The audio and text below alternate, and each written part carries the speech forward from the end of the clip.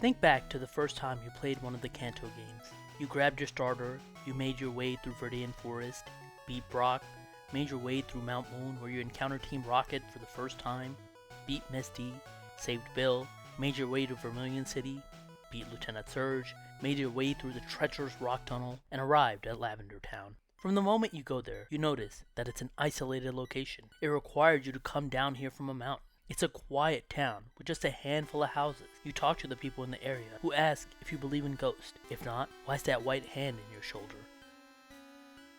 The sadness of this town is palpable, and you find out why. The biggest, and seemingly the main attraction of this town, is the Pokemon Tower, a tower where Pokemon are laid to rest. As you go inside and talk to people in the tower, you can feel their despair. As you go floor by floor, you see nothing but graves and chandlers, people trying to speak to the spirits of the deceased. But there's something preventing you from going all the way to the top, a vengeful, angry spirit. It isn't until you return back later with the Sylph Scope that you see that it's a Marowak killed by Team Rocket when protecting its Cubone. And it isn't until you battle and defeat the Marowak that its soul is calmed. But in the top floor of the Pokemon Tower, the same group of Team Rocket from before, holding an old man hostage. You defeat them, you clear them out of the tower, you get a flute from the old man that can help you progress by waking up the Snorlax blocking your path. So with that, the story of this town, this quiet town, seemingly comes to an end. The tower is back to being a gravesite, no more Team Rocket, so now the town can go back to being a silent town for the deceased.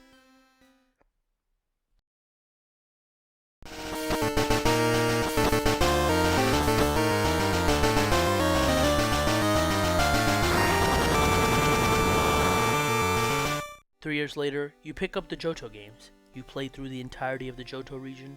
You become its champion. You head back to Kanto. You beat Lieutenant Surge. You beat Sabrina. And you head towards the town that you know has history, only for things to have completely changed. Lavender is no longer this melancholy city with its main attraction being a gravesite.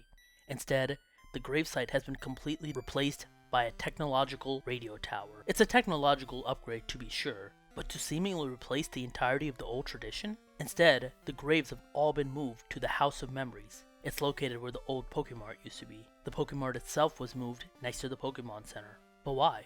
Why was the Pokemon Tower, a place where the deceased laid, people grieved, and people mourned, why was it replaced? It's not like the place didn't have upkeep, it was in shambles or ruins like the Pokemon Mansion. The top of the tower even included flowers and other memorabilia for the Pokemon whose statues laid there. So what caused this to change? If you talk to many of the NPCs in the area, they don't say anything about the change. Why did this town become more cheery? And why did they replace the Pokemon Tower?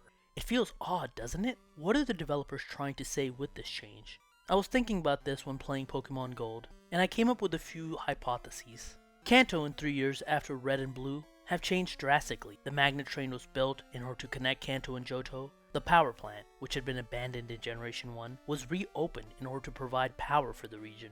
You notice it immediately when you walk into the regions. Even the roads have been paved in Vermilion. Everything's been urbanized. We know that the inspiration for Pokemon was Satoshi Tajiri being interested in catching bugs in rural Japan, only for those areas to be later paved over for more modern developments, driving away those bugs. And while Satoshi Tajiri had stopped being a part of development by this point, I do wonder if his peers, who also saw similar things growing up in Japan, were imparting a message of urban development, replacing past areas. That would explain the replacement of the building with a technological tower. But that still doesn't explain to me what the message they're trying to say is. Another reason, similar to although slightly different, could be some commentary on capitalism. There's a story that the fishing pond near Satoshi Tajiri's house got replaced by an arcade, a business designed for entertainment and profit. And the radio tower kind of fits that description. You don't have to pay in to get into the Pokemon Tower, so I doubt it was making any money. So it could be a commentary on how the greeds of capitalism can change even places like a gravesite. However, what I like to think, and what makes the most sense to me, is that the gravesite had just become tainted after the Team Rocket incident. People probably started feeling less safe after a gang of criminals came in and tried taking over the place. It disturbed the peace that should be in a place like that. On top of that, it had started getting run over by different channelers and trainers who were battling next to the graves. Thank goodness none of the graves got damaged during those battles. But that feels wholly inappropriate when you talk about it like that, and could have led to the decision to move all the grave sites at a different area. And it's not just the trainers either. In a place where you're supposed to mourn many different types of Pokemon who had passed, Ghastlies and Haunters had taken over. While many might not have had an issue with that, It does feel like having a ghost Pokemon roam over the site just feels a bit too morbid. So, maybe Mr. Fuji was able to convince everyone in the town to help move their graves into the House of Memories. Here, they don't have to deal with potential Team Rocket trainer battles, they don't have to deal with trainers battling, and they don't even have to deal with Pokemon being there. There are some graves when you walk into this building, but you learn that a majority of them have been moved to a different chamber under the building, and Mr. Fuji is the one who typically takes people to whatever gravesite they want to visit. But still, while that reasoning is sound, something still doesn't feel right to me. Replacing an area like that just doesn't sit well with me. It feels wrong. And yet, I do appreciate the developers in 1999. They had the courage to do this, because I don't think this is something that the Pokemon Company would dare do today. They're too worried about iconography and making too much of a bold statement. They want to keep things the exact same in any Kanto revisit like it's still 1999. Kanto remakes don't even typically allow future evolutions. So for the developers to go through with this and actually make a statement like this, regardless of whatever their intention was, whether they wanted to represent the urbanization of Kanto and reflect their own childhoods, or whether they wanted to represent the battle that was occurring in Japan at the time between tradition and technology.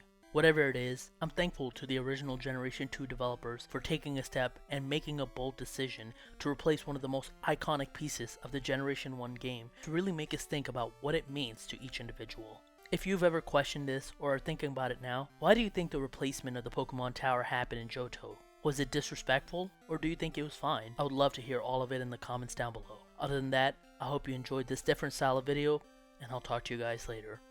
Peace.